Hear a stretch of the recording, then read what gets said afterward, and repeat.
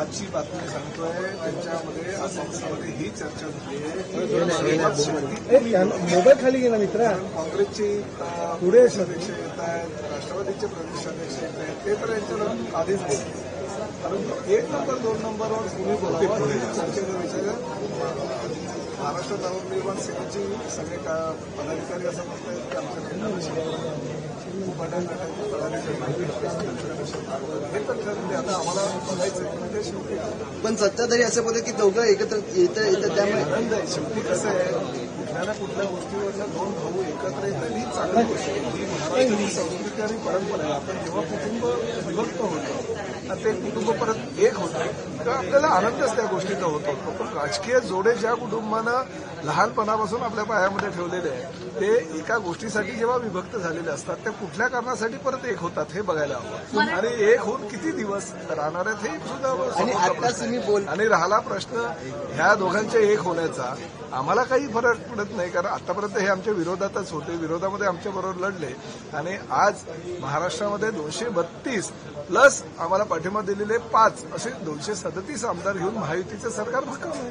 पण आताच तुम्ही बोललात की पहिलं आणि दुसरं भाषण कोण करेल याच्यावरती त्यांच्या, पण तुम्हाला काय वाटतं कोण शेवटचं भाषण करेल? कारण की मला तर असं वाटतं की शेवटी बाळासाहेब ठाकरे यांचं जे वलय आहे ना ते राज ठाकरेंकडे.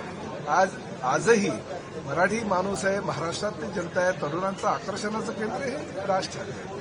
त्यांनी खरं तर शेवटी उद्देशून जे काही कार्यकर्ते आहेत, पदाधिकारी आहेत त्यांना बोलायला पाहिजे ह्या मताचा मी. पण शेवटी त्यांचा तो निर्णय त्यांनी घ्यावा. आम्ही वाट बघतोय की ते काय बोलतोय. मराठी माणसाचा विजयी मेळावा आहे, ठाकरेकर येणारच आहे. तुम्ही आम्ही काय अमराठी आहोत का? आम्ही काय अमराठी आहोत का? शिवसेनेची स्थापना ज्या शिवसेना प्रमुख आदरणीय बाळासाहेब ठाकरे यांनी केली त्या शिवसेनेचं धनुष्यबाण घेऊन एकनाथ शिंदे साहेब पूर्ण राज्यभर नव्हे तर देश विदेशात सुद्धा फिरतायत.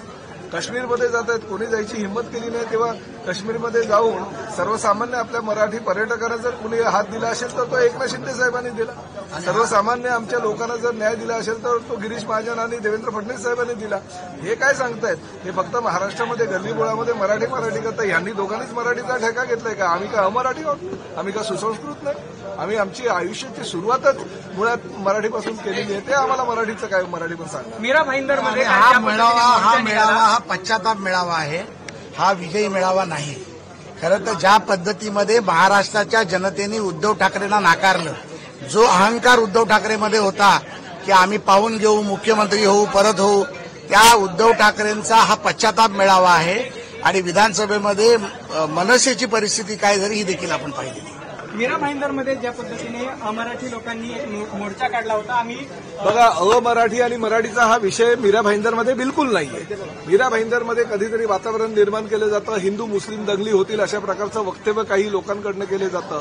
मीरा भाईंदर शहर ही शांतताप्रिय नगरी आहे. मी गेल्या 4 टर्म तिथून आमदार म्हणून निवडून येतो. आज राज्याचा मंत्री म्हणून मी मीरा भाईंदर शहराचा म्हणून परिचित आहे.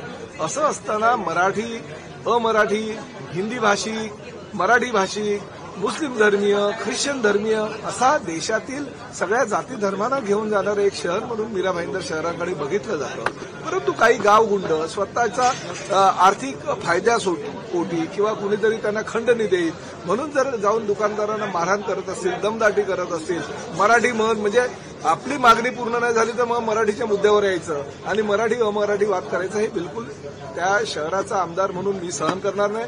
जे गुंड प्रवृत्तीचे लोक होते, जे गुंडगिरी ज्यांनी केली त्यांना ताबडतोब जेलमध्ये टाका असा पहिला फोन मी पोलिसांना केला, सिनियर इन्स्पेक्टरला मीरा रोडच्या, आणि त्यामुळे त्यांच्यावर गुन्हा दाखल झाला. आज जे व्यापारी भयभीतून बाहेर पडले होते, आज कुठल्याही परिस्थितीमध्ये मीरा भाईंदरला मराठी अमराठी वादच नाहीये. मीरा भाईंदर ही आगरी कोळ्यांची संस्कृती जपणारं शहर आहे, आगरी कोळ्यांचं शहर आहे. आजही इतर भाषिक जेव्हा व्यवसायानिमित्तानं मीरा भाईंदर शहरामध्ये येतात ते हेच म्हणतात की हे आगरी कोळ्यांचं शहर आहे. आम्ही बाहेरून आलोय आणि आम्हाला ह्या शहरामध्ये मान मराठी समाजानं दिलेला आहे. आणि अतिशय गुन्हा गोविंदानं राहत असताना गुंडगिरी करून आणि स्वतःला राजकीय पोळी भाजण्याकरता किंवा महापालिकेच्या निवडणुका आल्यानंतर काहीतरी आपण असं वक्तव्य करावं, असा वाद निर्माण करावा आणि त्यातनं आपल्याला राजकीय फायदा होईल या आशेनं जर कुणी मीरा भाईंदरचं वातावरण खराब करत असतील तर प्रताप सरनाईक त्या शहराचा आमदार म्हणून कुणालाही बक्षीस देणार नाही. पण ज्या पद्धतीने या सगळ्या यामध्ये मराठी बोलणार नाही, आम्ही हिंदीच्या असं काही नाही हो. आमच्या बरोबर असलेले मी मीरा भाईंदर शहरातून 4 वेळा निवडून आलोय. त्या शहरातलं मला युती असतानाही निवडून दिलं, युती नसतानाही निवडून दिलं. मराठी आमदार म्हणून ते काय अमराठी लोकांनी काय मला मतदान केलं असं म्हणता येईल का? बिलकुल होणार नाही. मी गेल्या निवडणुकीला 83,000 मताधिक्याने निवडून आलो.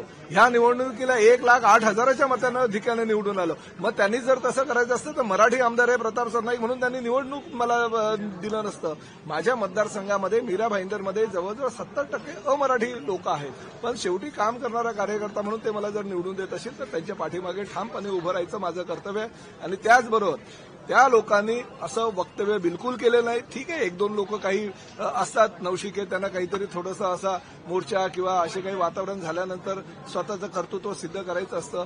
परंतु हिंदी भाषिक असलेले गुजराती, जैन, मारवाडी, उत्तर भारतीय, बिहारी सुद्धा आमच्याबरोबर मराठीत बोलतात. हे आमच्यासाठी अभिमानाची बाब आहे. आम्ही त्यांना सांगत असतो की नेहमी तुम्ही मराठीमध्ये आमच्याशी संवाद साधा आणि मराठीचा बोलण्याचा किमान प्रयत्न तरी करा. त्यामुळे मीरा भाईंदरचं वातावरण कलुषित करणाऱ्यांना ही चपराक आहे.